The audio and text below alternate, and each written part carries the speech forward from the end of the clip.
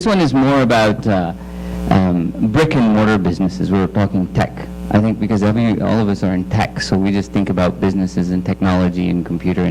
But there was a question about can I go start a brick and mortar business or a trading business? You have some experience with some in a trading business. But I think it'd be good to also say, it doesn't have to be high tech. Entrepreneurs are across multiple businesses. So is the question, what about? Should I start a non-tech? Yeah, well, you've got a little bit of experience. I don't know if anyone here has experience in starting a non-tech business. So, yeah, my first business, I guess, was somewhat non-tech. But I'll change that a little bit. I don't think there is such a thing. I think we are moving from a world where tech was a sector to tech is a capability that's required in every business. It's like marketing or PR or we're going to a world where you have to know tech. Even if you own a corner store somewhere, you should spend a lot of time thinking about how technology can give you an edge. And it can. And I think if you look at the next generation of game-changing businesses, they're no longer the online world only thing. Right? The hottest startups right now, I'd say, are Uber and Nest. How many people have heard of Uber and Nest? Okay, the rest of you need to go read because you're out of touch with what's important.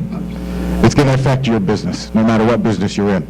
Those two things are actually not necessarily online businesses, but technology-enabled businesses. One has changed, some people would say taxis and limos, I would say transportation.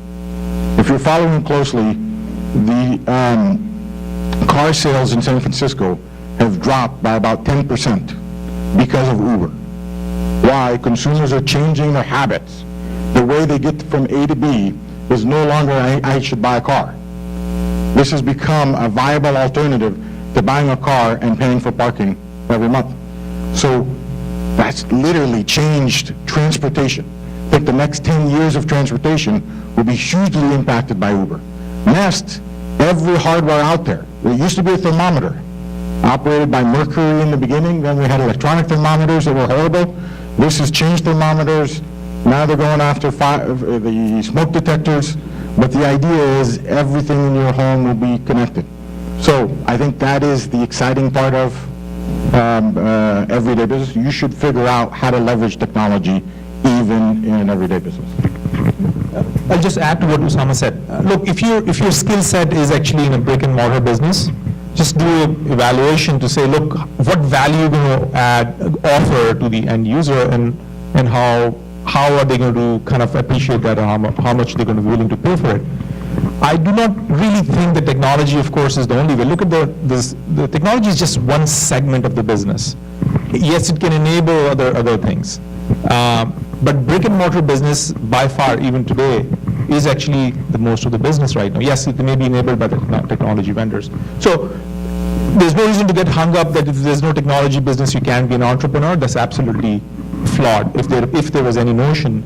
The real thing is assess it honestly, that the value that you're going to give to your service or product to the end customer, is it valuable? Is it differentiated? How many people need it? Is it new? If it is so, go ahead, jump into it. It doesn't have to be technology.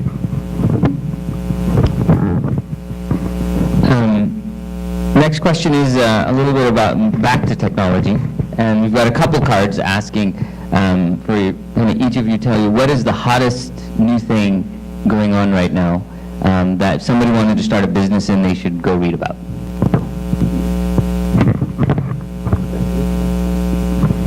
The hottest thing is Elastica. No, I think I would be repeating if, and maybe people talk about these things. I mean, there are many significant changes that are happening as we speak right now. How data science is getting used to apply it to do the same things people are doing in a different techniques, but the results are dramatically different. That is actually, and why is it happening? Because a lot of back-end processing has, come along. Compute is different. Cloud has come along. So that is actually one segment. Cloud is actually happening where you if you want to build even a kind of a massive service, you don't have to put CapEx upfront. So that is going on. Mobile is there. All these things, I would say there's no one single thing. You just have to find your skill set. How does it overlap with what is needed? What is, as I said, what is hot? And wherever it overlaps, if you find that overlap, and if there's a white space or a blue ocean there, kind of jump in. Not many times in one's lifetime you get an opportunity, frankly, like this phase that's going on. Multiple changes in the industry, and the way business is done is changing. And find your niche, and kind of jump in, and no harm in just even starting with a niche. I'll add a little bit on that. So just think of it that way. The way before everything was done manually, computers came, everything got converted into doing through computer. Internet came, everything got converted doing through internet. Now cloud is the next trend. Everything will get turned into doing through cloud. So anything is your expertise, see how it will be cloudify, and I think that will be the next hot topic. I think a lot of people chase after what's hot. And I think to a great extent, I think that is probably the wrong thing to do if you are thinking about starting a business. I think the best way to think about is to figure out in the industry that you are in the position that you are in, what can you do better? Ultimately, at least for my case, and I can probably say that probably for the other folks on the panel here, I've never thought of making money as the goal. I've thought of, okay, how can I make something better? And money is a byproduct of that thing. And sometimes it works, sometimes it does not. So I think it's a wrong question to ask. I can tell you, I can list what's hot, like everybody else can, but I think to some extent, I think it's a wrong question. I think figure out in your industry what can be done better. And if you can't figure that out, change the industry or go into a different field. And some of the best things, for example, like I said earlier in my talk, my best ideas don't come when I'm in the shower by myself.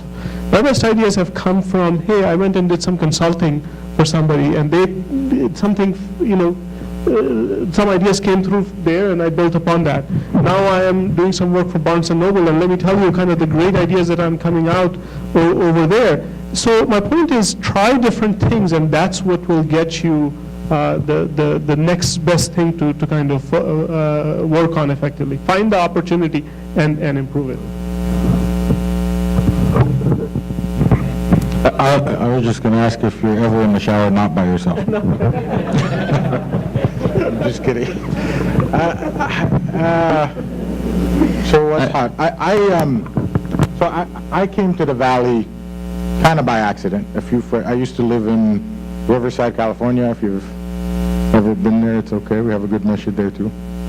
But I actually had moved to San Diego for Gateway Computers, and a few friends convinced me to move up here in 2002.